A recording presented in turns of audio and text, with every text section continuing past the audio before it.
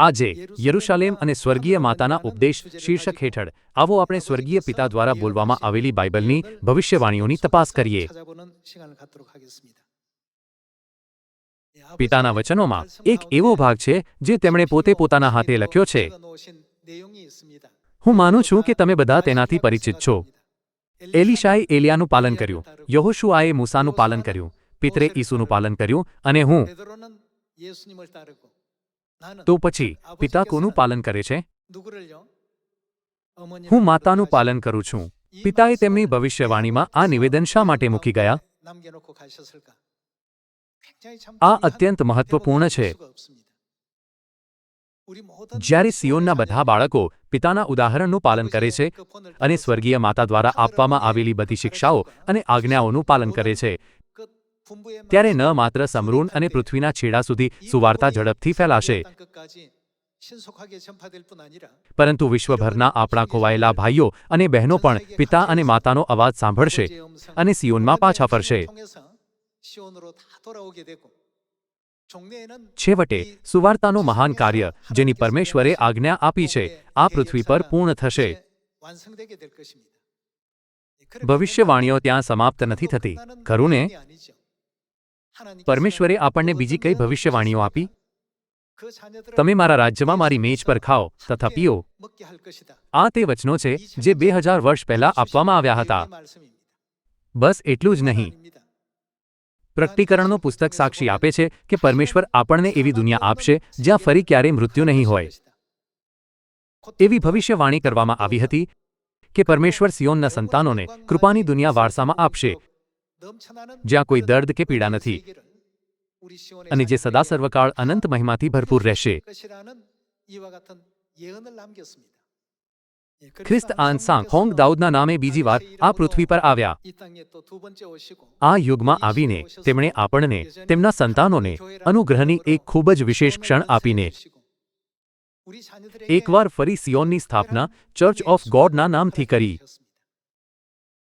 આપણે હમણાં જ પિતાના પોતાના હસ્તલિખિત નોંધોમાંથી વાંચ્યું છે. એલીશાએ એલિયાનું પાલન કર્યું, યહોશુઆએ મૂસાનું પાલન કર્યું, પિતરે ઈસુનું પાલન કર્યું, અને હું માતાનું પાલન કરું છું.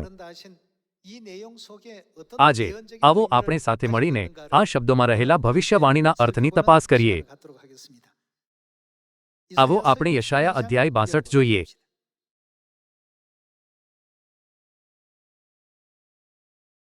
આવો આપણે યશાયા અધ્યાય 62 વચન 6 વાંચીએ. હે યરુશાલેમ, મેં તારા કોટ ઉપર ચોકીદારો મૂક્યા છે. તેઓ આખો દિવસ તથા આખી રાત કદી શાંત રહેશે નહીં. યહોવાની યાદ દેવડાવનારાઓ, તમારે વિશ્રામ લેવો નહીં. તે કોને સ્થાપિત કરે છે? તે યરુશાલેમને સ્થાપે.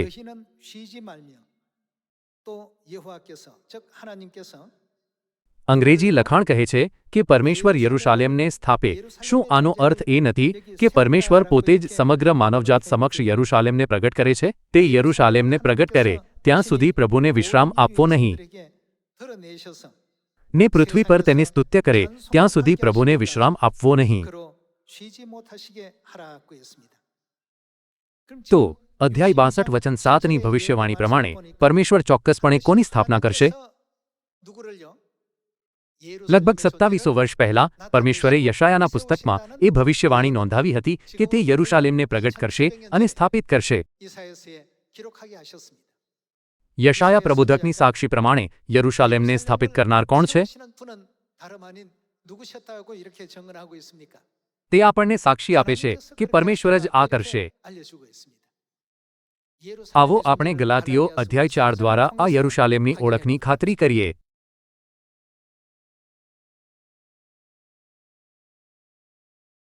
ગલાતીઓ અધ્યાય 4 વચન 26.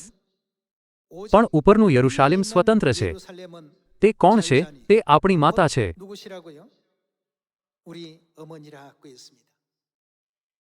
તે બીજું કોઈ નહીં પણ પિતા પરમેશ્વર હતા, જેમણે પોતાના સંતાનોને સ્વર્ગીય માતાના અસ્તિત્વ વિશે જણાવ્યું અને તેમને વિશ્વના સર્વ લોકો સમક્ષ પ્રગટ કર્યા. જેમ ભવિષ્યવાણી કરવામાં આવી હતી તે પ્રમાણે પિતા પરમેશ્વર આ યુગમાં આ પૃથ્વી પર આવીને વિશ્વના સર્વ લોકોને સ્વર્ગીય માતા યરુશાલેમ પ્રગટ કરે છે. આવો હવે આપણે યશાયા અધ્યાય 60 દ્વારા ખાતરી કરીએ કે તેના પરિણામે સિયોનમાં કઈ ભવિષ્ય કથિત ઘટનાઓ પ્રગટ થશે. યશાયા અધ્યાય 60 યરૂશાલેમને મળનાર ભાવિ મહિમાનું ગાન ગાય છે. યશાયા અધ્યાય 60 વચન 1.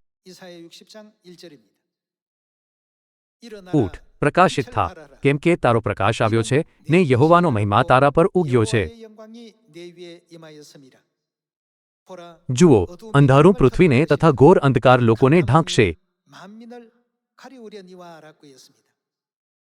તે કહે છે કે ઘોર અંધકાર બધા લોકોને, દુનિયાના દરેક નિવાસીને ઢાંકી દેશે. ભવિષ્યવાણી, અંધારું પૃથ્વીને તથા ઘોર અંધકાર લોકોને ઢાંકશે. એનો અર્થ એ છે કે એવો સમય આવશે જ્યારે કોઈ પ્રકાશ નહીં હોય. પણ યહોવા તારા પર ઉગશે ને તેમનો મહિમા તારા પર દેખાશે. વચન 3. પ્રજાઓ તારા પ્રકાશ તરફ તથા રાજાઓ તારા ઉદયના તેજ તરફ ચાલ્યા આવશે. જો બાઇબલ અને પ્રબોધકોએ આજ ભવિષ્યવાણી કરી છે, તો જેમ જેમ યરૂશાલેમનો મહિમામય પ્રકાશ આખી દુનિયામાં વધુને વધુ ફેલાશે, તેમ તેમ આપણા ખોવાયેલા ભાઈ બહેનો વધુ ઝડપથી સિયોનમાં પાછા આવશે. ભલે આપણે અમેરિકા, પેરુ અથવા આફ્રિકામાં સુવાર્તાનો પ્રચાર કરી રહ્યા હતા, પરમેશ્વરે હંમેશા આપણા માટે સ્વર્ગીય માતા યરૂશાલેમના સત્યનો પ્રકાશ ફેલાવવાનો માર્ગ ખોલ્યો, જેના દ્વારા વિશ્વભરના વિભિન્ન ભાષાઓ અને સંસ્કૃતિઓવાળા લોકો બધા સિયોનમાં પાછા ફર્યા છે. આ બિલકુલ એવું જ હતું જેમ બાઇબલમાં ભવિષ્યવાણી કરવામાં આવી હતી. કારણ કે ભવિષ્યવાણીની નાનામાં નાની વિગત પણ નિષ્ફળ જઈ શકતી નથી. આપણે બધાને ખાતરી હોવી જોઈએ કે તે ચોક્કસપણે પૂરી થશે.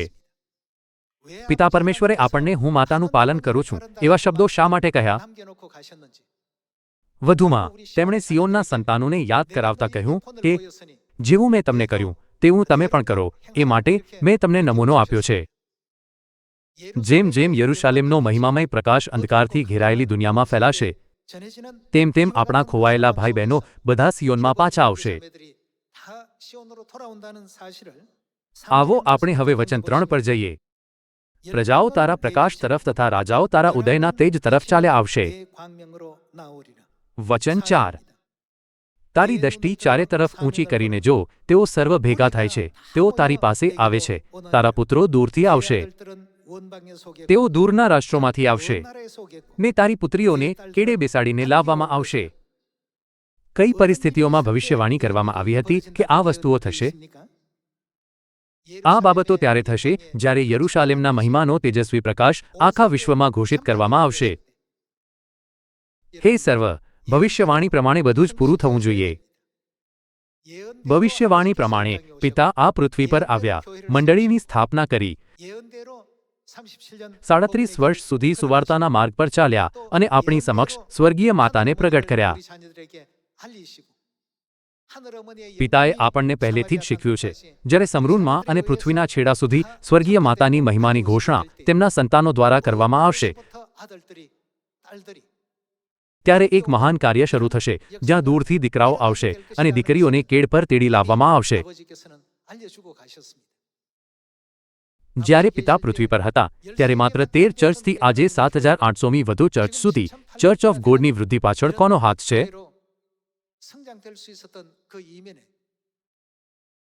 બધા લોકો. શું કોઈ એક પાળકગણના સભ્યની મહાન ક્ષમતા દ્વારા આટલા બધા ચર્ચોની સ્થાપના કરવામાં આવી હતી? શું તમે માનો છો કે આ મહાન કાર્ય કોઈ વિશેષ નેતાના ઉત્કૃષ્ટ નેતૃત્વના કારણે થયું છે? આ બધું એટલા માટે છે કારણ કે બાઇબલમાં દરેક બાબતની ભવિષ્યવાણી કરવામાં આવી હતી. પિતા અને માતાએ કહ્યું, તમે જઈને સમરૂનમાં અને પૃથ્વીના છેડા સુધી યરૂશાલેમના મહિમાનો પ્રચાર કરો. ત્યારે મારા ખોવાયેલા પુત્રો દૂરથી પાછા આવશે અને મારી પુત્રીઓને તેડવામાં આવશે અને તેઓ બધા સિયોનમાં પાછા આવશે. આ યુગ માટેના ભવિષ્યવાણીના દ્રશ્યો છે જેની પરમેશ્વરે લગભગ 2700 વર્ષ પહેલા ભવિષ્યવાણી કરી હતી. જેમ લખવામાં આવ્યું છે તેમ ભવિષ્યવાણીઓ પૂરી થઈ હોવાથી હવે આપણા પિતા અને માતાના મહિમાના સમાચાર એશિયા આફ્રિકા, ઓશનિયા, યુરોપ, ઉત્તર અમેરિકા અને દક્ષિણ અમેરિકામાં ફેલાઈ રહ્યા છે. દરેક ખંડમાં અને અગણિત દેશોમાં જે લોકો આ ધન્ય સમાચાર સાંભળે છે તેઓ પસ્તાવો કરી રહ્યા છે અને નિરંતર સિયોનમાં પાછા ફરી રહ્યા છે.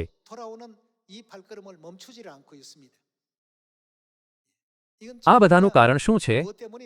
આ ભવિષ્યવાણીના કારણે છે. આવો આપણે ફરી એકવાર યાદ રાખીએ કે ભવિષ્યવાણી પ્રમાણે બધું જ પૂરું થશે. આવો આપણે વચન 4માં તેની ખાતરી કરીએ.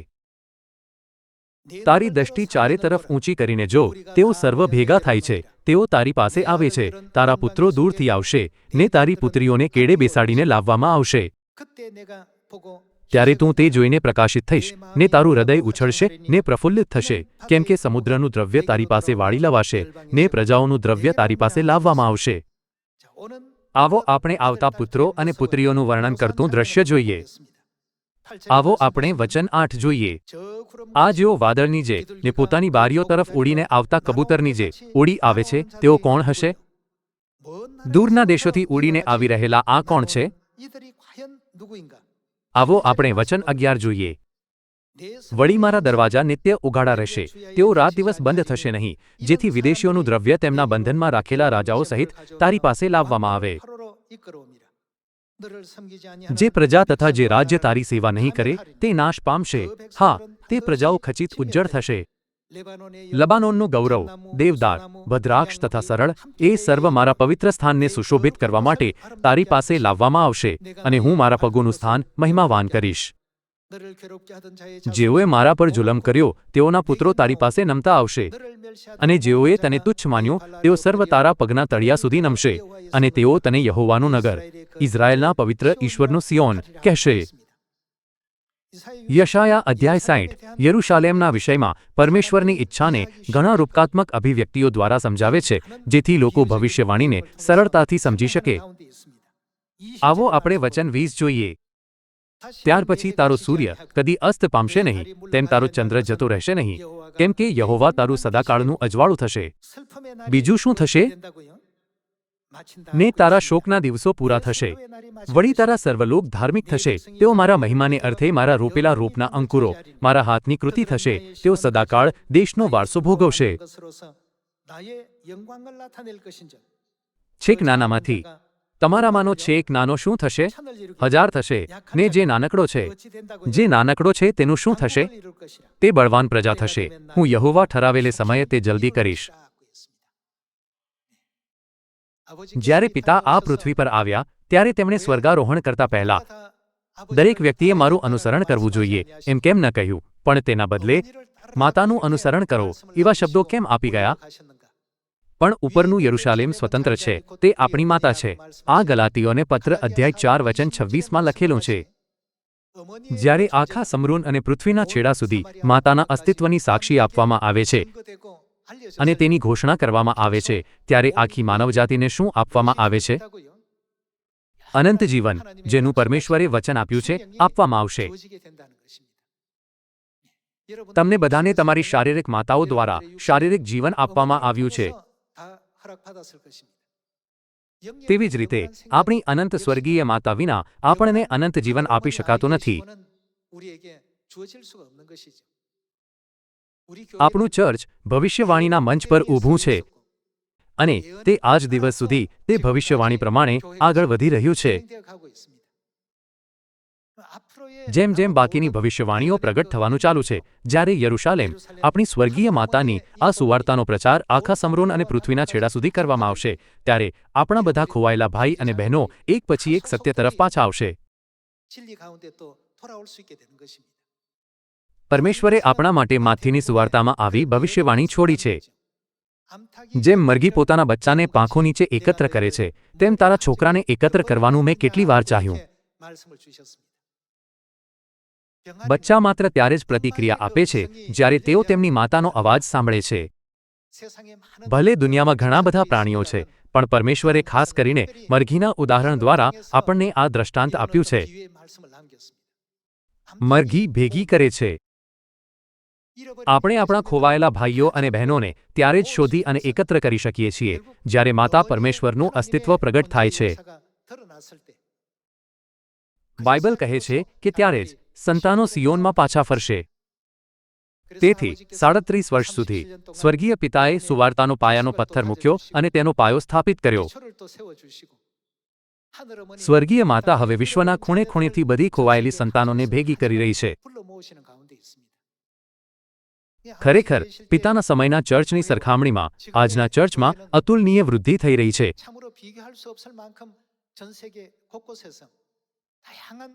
કારણ કે વિશ્વના ખૂણે ખૂણેથી વિવિધ જાતિઓ અને રાષ્ટ્રોના લોકો સત્યની સુવાર્તા સાંભળીને આપણી સ્વર્ગીય માતા યરુશાલેમની બાહોમાં આવી રહ્યા છે. બધા લોકો, શું તમને લાગે છે કે આ બધું એટલા માટે થઈ રહ્યું છે કારણ કે આપણે આ રાષ્ટ્રોમાં આપણા કાર્યમાં ખૂબ કુશળ છીએ? દાનિયેલના પુસ્તકમાં આપણે જોઈએ છીએ કે રાજા નબુખાદનેસ્સારને એકવાર આવો જ વિચાર આવ્યો હતો. તેના સમયમાં બાબેલ વિશ્વનું સૌથી મહાન રાજ્ય હતું, જે આજના સંયુક્ત રાજ્યોની તુલનામાં હતું. તે માનતો હતો કે તેણે ફક્ત પોતાની ક્ષમતા, શક્તિ, બુદ્ધિ અને નેતૃત્વ દ્વારા વિશ્વના સૌથી શક્તિશાળી રાષ્ટ્રનું નિર્માણ કર્યું છે. તે ક્ષણે પરમેશ્વરે રાજા નબુખાદનેસ્સાર પાસેથી તેનું માનવીય મન લઈ લીધું. સંપૂર્ણપણે સાંસારિક દ્રષ્ટિકોણથી એ સાચું છે કે રાજા નબુખાદનેસ્સારે આ સિદ્ધ કર્યું હતું. પરંતુ તે કોણ હતા જેમણે આ બધી બાબતોને શક્ય બનાવી? તે પરમેશ્વર હતા. જે ક્ષણે તેના મનમાં તે વિચાર આવ્યો અને તેણે તે શબ્દો ઉચ્ચાર્યા, તેનો બધો અધિકાર, શક્તિ અને પદ એક જ ક્ષણમાં છીનવી લેવામાં આવ્યા.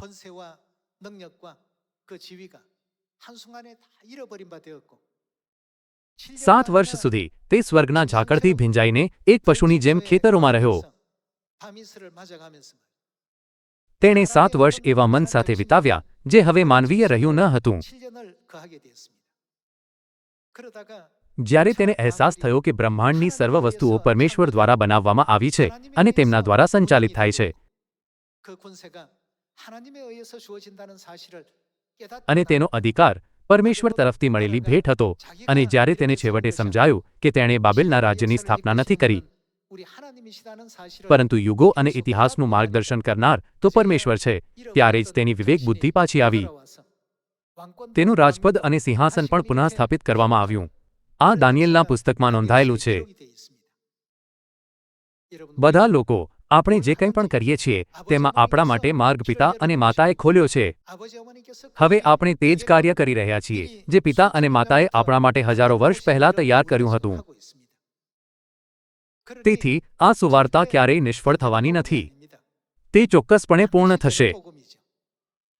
એવું કેમ છે? આ સુવાર્તા વિશે બાઇબલની ભવિષ્યવાણીઓ શું કહે છે? ભવિષ્યવાણી કરવામાં આવી છે કે આ સુવાર્તા ચોક્કસપણે પૂર્ણ થશે. પરમેશ્વરે કહ્યું, સુવાર્તાનો પ્રચાર સમરૂનમાં અને પૃથ્વીના છેડા સુધી કરવામાં આવશે, અને તે જગતના સર્વ લોકોને પ્રગટ કરવામાં આવશે. તેથી તે ભવિષ્યવાણી અનુસાર આજે સિયોનના બાળકો ભવિષ્યવાણીના રણશિંગડાના અવાજ સાથે કદમ મિલાવીને આગળ વધી રહ્યા છે. શું આપણે બધા આખા વિશ્વમાં સુવાર્તાનો પ્રચાર કરવાના કાર્યમાં એક મન નથી થઈ રહ્યા? આપણી મંડળી ભવિષ્યવાણીના મંચ પર ઊભી છે, અને સુવાર્તાનું કાર્ય ભવિષ્યવાણી અનુસાર પ્રગટ થાય છે. મેં સાંભળ્યું છે કે બુસાનના સભ્યો જાપાનમાં મોટા પાયે સુવાર્તાનો પ્રચાર કરી રહ્યા છે, અને તેમણે ઘણા ચર્ચની સ્થાપના કરી છે. આ ખરેખર એક અદ્ભુત વાત છે કે એવા દેશમાં જ્યાં અગણિત અલગ અલગ દેવતાઓની પૂજા કરવામાં આવે છે, લોકો પિતા અને માતાનો અવાજ સાંભળીને સિયોનમાં પાછા ફરી રહ્યા છે. એવું કહેવામાં આવે છે કે જાપાનમાં માત્ર 1% વસ્તી ખ્રિસ્તી છે. તે અતિ નાની સંખ્યા છે. તે વાસ્તવિકતાની વચ્ચે જ્યાં પણ આપણી સુવાર્તાનો પ્રચાર કરવામાં આવે છે ત્યાં પરમેશ્વર માર્ગ ખોલી રહ્યા છે. કેટલાક લોકો દાવો કરે છે જાપાનમાં સુવાર્તાનો પ્રચાર કરવો અશક્ય છે. ભવિષ્યવાણી અશક્યમાંથી અને ભૂંસી નાખે છે અને ઘોષણા કરે છે કે આ બધી વસ્તુઓ ખરેખર શક્ય છે. જ્યારે આપણે કોના વિશે ઘોષણા કરીએ છીએ ત્યારે બધું જ શક્ય બને છે. બાઇબલ શીખવે છે કે જ્યારે આપણે યરુશાલેમની જ્યોતિને પ્રગટાવીશું તો બધા પાછા આવશે. તે ભવિષ્યવાણી અનુસાર આપણે બધા સમરૂનમાં અને પૃથ્વીના છેડા સુધી સુવાર્તાનો પ્રચાર કરીએ. જેમ યશાયા અધ્યાય 60માં ભવિષ્યવાણી કરવામાં આવી છે તેમ છેક નાનો હજાર બન્યો છે અને નાનકડો એક બળવાન પ્રજા બન્યો છે. સર્વ લોકો આ સુવાર્તા હવે વિશ્વભરના 178 દેશોમાં પ્રચાર કરવામાં આવી છે, કારણ કે પિતા અને માતાએ આ સુવાર્તાને દરેક જગ્યાએ સફળ બનાવી છે. પરમેશ્વરે આકાશ, પૃથ્વી અને તેમાંની સર્વ વસ્તુઓ બનાવી. તેમણે સમુદ્રમાં માછલીઓને વસાવી અને પર્વતો પર દરેક પ્રકારના વૃક્ષો અને છોડને ઉગાડ્યા. ખેતરોની બાબતમાં પણ એવું જ છે. પરમેશ્વરે દરેક પ્રકારના પ્રાણીઓના રહેવા માટે સંપૂર્ણ પરિસ્થિતિઓ પણ બનાવી છે. તે કહે છે, હું આકાશના પક્ષીઓને ખવડાવું છું અને ખેતરના ઘાસને તથા ફૂલોને વસ્ત્ર પહેરાવું છું, માટે ચિંતા ન કરો. જો આપણે જઈને ભવિષ્યવાણીની સુવાર્તાનું રણશીંગડું વગાડીએ, જેને સફળ થવા માટે પરમેશ્વરે નિયુક્ત કર્યું છે, અને યરૂશાલેમનો મહિમા પ્રગટ કરીએ, તો તે સર્વ આપણી પાસે આવશે. તેઓ કેડ પર અને આપણી પીઠ પર ઉઠાવવામાં આવશે. ચર્ચ ઓફ ગોડ સિયોન છે તે ભવિષ્ય કથિત ચર્ચ છે, જ્યાં તે સર્વને પાછા લાવશે. જ્યારે આ પૃથ્વી પર સુવાર્તાનું કાર્ય સમાપ્ત થાય છે, તો શું આપણા વિશે આગળ કોઈ ભવિષ્યવાણીઓ નથી? હા, તે છે. ભવિષ્યવાણી માત્ર આ પૃથ્વી પર જ અસ્તિત્વમાં નથી. ભવિષ્યવાણીની સમયરેખા સ્વર્ગના રાજ્યમાં પણ ચાલુ રહેશે. આ ભવિષ્યવાણીઓ શું છે તે જોવા માટે આવો આપણે એકસાથે પ્રકટીકરણ અધ્યાય 21 વચન 1 જોઈએ.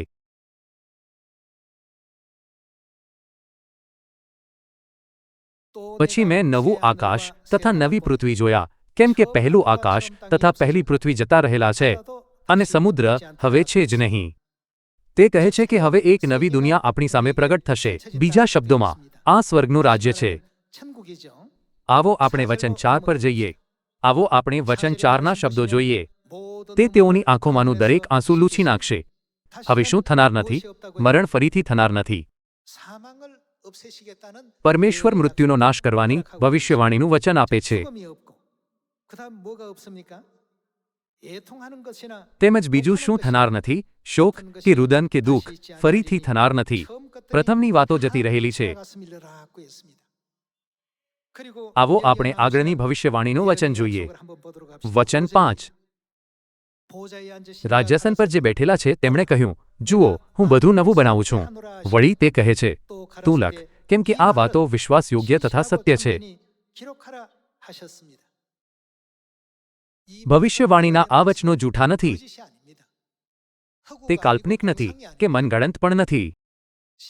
પરમેશ્વરે પોતે આપણને તે વસ્તુઓ વિશે તેમનું વચન આપ્યું છે જે ખરેખરમાં થશે. મરણ ફરીથી થનાર નથી, તેમજ શોક કે રુદન કે દુઃખ ફરીથી થનાર નથી. પરમેશ્વરના આશીર્વાદનો અનંત સનાતન સમય ચાલુ રહેશે. શું સ્વર્ગીય પિતાએ આપણને બોલાવીને સત્યમાં દોરવણી નથી કરી? શું સ્વર્ગીય માતા સત્યમાં આપણી સાથે નિવાસ નથી કરતી, જેથી આપણે તે અનંત રાજ્યનો વારસો મેળવી શકીએ? આ રીતે આપણું ચર્ચ તે જ ચર્ચ છે જેની ભવિષ્યવાણી કરવામાં આવી હતી. આ તે ચર્ચ છે જેની ભવિષ્યવાણી કરવામાં આવી છે કે તે મહિમામય દુનિયા પ્રાપ્ત કરશે,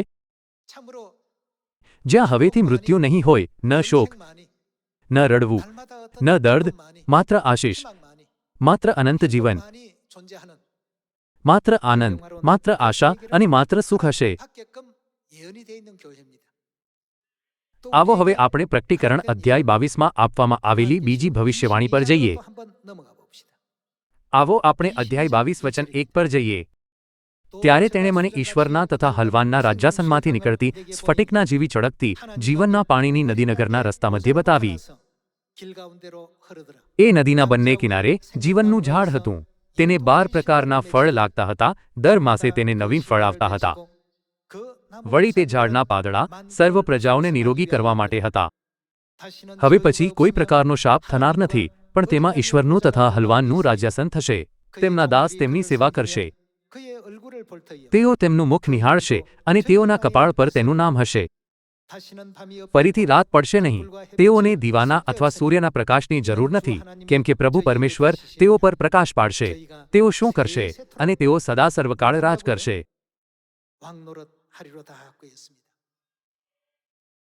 પરમેશ્વરે આપણને મહિમાનો સમય આપવાનું વચન આપ્યું છે, જ્યારે આપણે આપણી ઈચ્છા પ્રમાણે બધું જ પૂરું કરી શકીશું.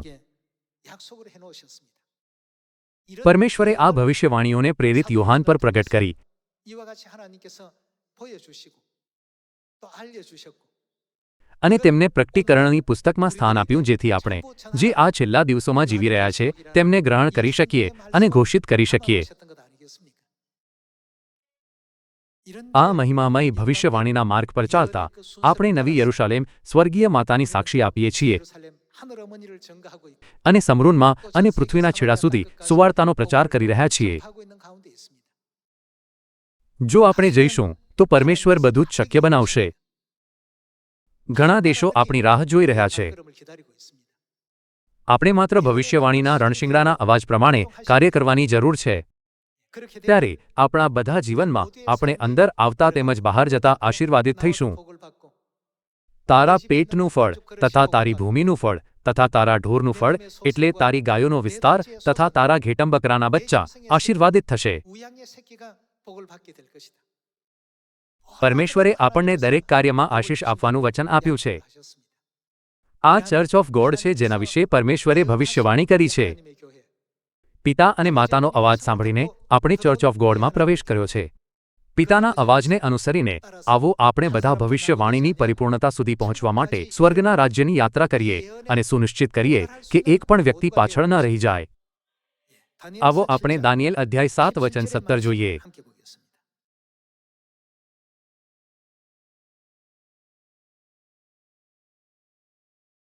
અધ્યાય 7 વચન 17.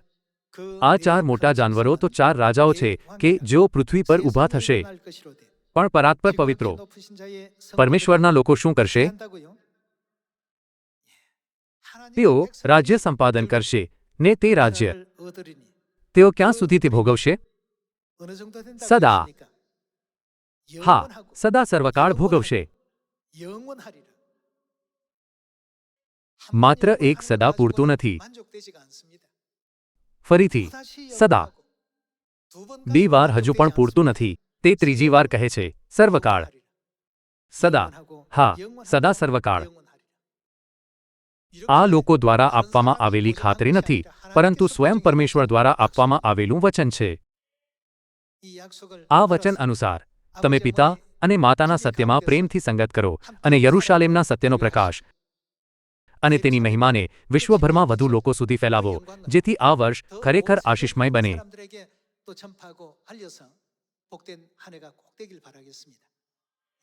જે રાજ્ય આપણે વારસામાં મેળવીશું તે એક અનંત અને શાશ્વત રાજ્ય છે. તેનો ક્યારેય નાશ નહીં થાય. તે એવું રાજ્ય છે જેનો ક્ષય નહીં થાય, એવું રાજ્ય જે કદી કરમાશે નહીં. તે અનંત દુનિયામાં આપણે પિતા અને માતાની સાથે હોઈશું. આજે બિગ ડીપરમાં, કાલે પ્લિયડ્સમાં અને પરમ દિવસે ઓરિયનમાં. કૃપા કરીને નિષ્ઠાપૂર્વક પ્રાર્થના કરો જેથી દરરોજ સ્વર્ગીય મિજબાની યોજવાનું કાર્ય જલ્દીથી પૂર્ણ થાય. હું તમને બધાને વિનંતી કરું છું કે વિશ્વાસમાં દ્રઢ રહીને પિતાની રાહ જુઓ. આશા કરતા કે તમે ખૂબ અનુગ્રહ પ્રાપ્ત કર્યો હશે, હું આજના ઉપદેશને સમાપ્ત કરવા ઈચ્છીશ. તમારો આભાર.